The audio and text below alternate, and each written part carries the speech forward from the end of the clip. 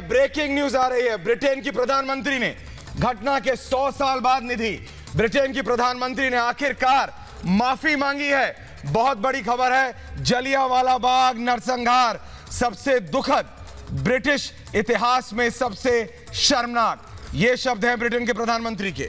बिल्कुल, ब्रिटेन के पीएम ने शर्मनाक बताया इसको। जलियांवाला बाग नरसंहार सबसे दुखद, ब्रिटिश इतिहास में सबसे ज्यादा दुखद के साथ साथ इसको सबसे शर्मनाक करार दिया। घटना के 100 साल के बाद ये बड़ा बयान आया सामने, जिसमें इस नरसंहार को सबसे दुखद करार दिया गया।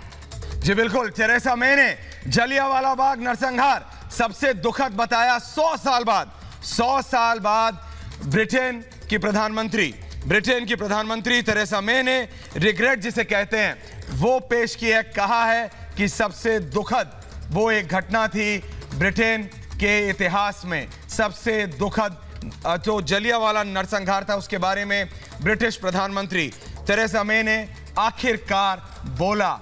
घटना के 100 साल बाद बोला सबसे बड़ा जो वो नरसंहार था ब्रिटेन की भी राजनीतिक इतिहास में, उस पे दुख जताया है।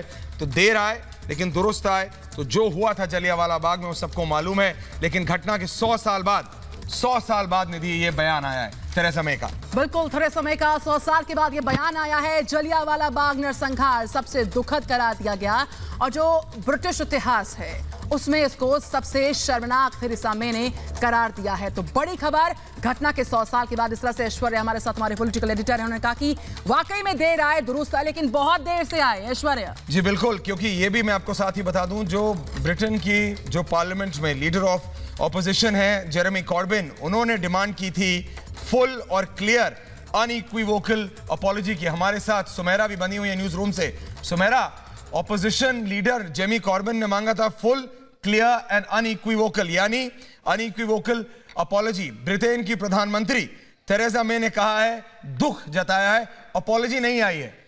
जी हाँ, क्योंकि देखिए जैसे कि आप जानकारी दे रहे हैं, लगातार इस पर डिबेट होता रहा है यूके में, और इस पर ये मांग भी बार बार की जा रही थी कि 100 साल हो रहे हैं तो इस मौके पर जरूर अपॉलॉजी दी जानी चाहिए। अपॉलॉजी अभी भी नहीं आई है, लेकिन ये कहा गया है कि अफसोस है, जो घटना हुई थी उस पर दुख जताया गया है।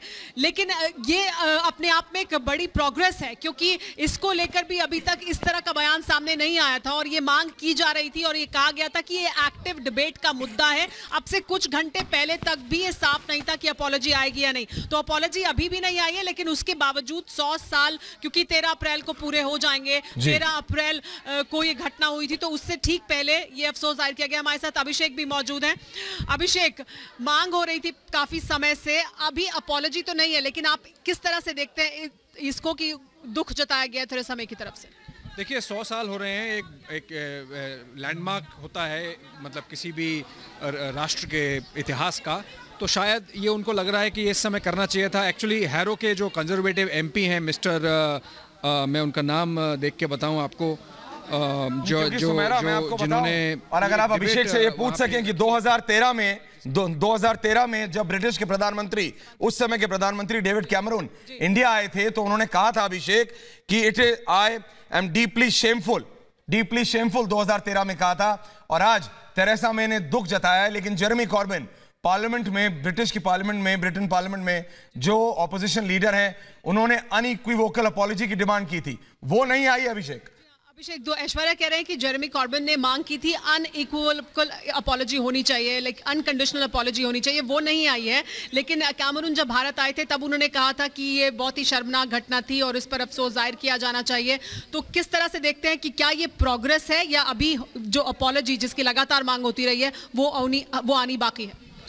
प्रोग्रेस तो नहीं लग रही है, क्योंकि 1997 में क्वीन एलिजाबेथ II आई थी हिंदुस्तान में और वहाँ गई भी थी जलियांवाला बाग में। उन्होंने अपने वहाँ पे भावनाएं रखी थी, पर उन्होंने भी सिर्फ रिग्रेट्स करके छोड़ दिया था। और अभी हम जो देख रहे हैं वो भी कुछ अलग शब्दों में रिग्रेट्स ही है, उसमें कोई माफ़ी मांगने की बात नहीं है। मुझे लगता है कुछ कूटनीति से भी इसका रिश्ता हो सकता है, क्योंकि ब्रिटेन के जो फॉरेन सेक्रेटरी हैं जेरेमी हंट, वो कुछ अगले समय में भारत आने वाले हैं। और चूँकि ये 100वां बरस होगा जलियांवाला बाग का, काफ़ी सारे आप समझ सकते हैं भावनाएं जुड़ी हुई हैं, सिर्फ पंजाब सूबे की नहीं पूरे भारत की। तो हो सकता है कि एक कूटनीतिक एक तरीका भी ढूंढा हो। लेकिन अभिषेक अभी भी अपॉलॉजी नहीं है, अभी भी उन्होंने साफ तौर पर माफी नहीं मांगी है। और इस तरह की भी खबरें हैं कि उनका कहना है कि फाइनेंशियल इंप्लीकेशंस हैं इसके बहुत सारे इस पर मुद्दे हैं जिनको हमें गौर करने की जरूरत है। लेकिन अपॉलॉजी ही आनी चाहिए, उससे कम क्या कुछ होना चाहिए इस पर? उससे कम तो कुछ भी सही नहीं है। देखिए, अपॉलॉजी से भी वैसे देखें तो क्या फर्क पड़ेगा, बट एक नियत जो है वो पता चलेगी कि आपने इतना बड़ा एक आप आतताई एक सरकार, बिल्कुल अभिषेक, और आपने कितना बड़ा वहां पे करवाया, अटैक करवाया आपके एक अधिकारी ने, तो उसके बारे में। और क्योंकि क्वीन जो है वो चले आ रहे हैं, मतलब उनका जो एक राज्य है, मतलब जो उनका जो कहें वंश चला आ रहा है, उसी वंश का राज तब था और उसी वंश का राज अब है।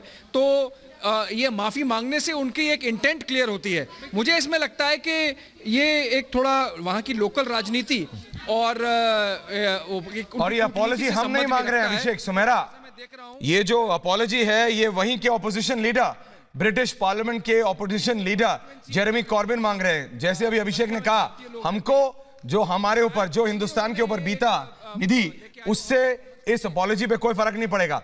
लेकिन जेरेमी कॉर्बिन खुद मांग रहे हैं, ब्रितानी नेता ऑफ ऑपोजिशन मांग रहे हैं अपॉलॉजी।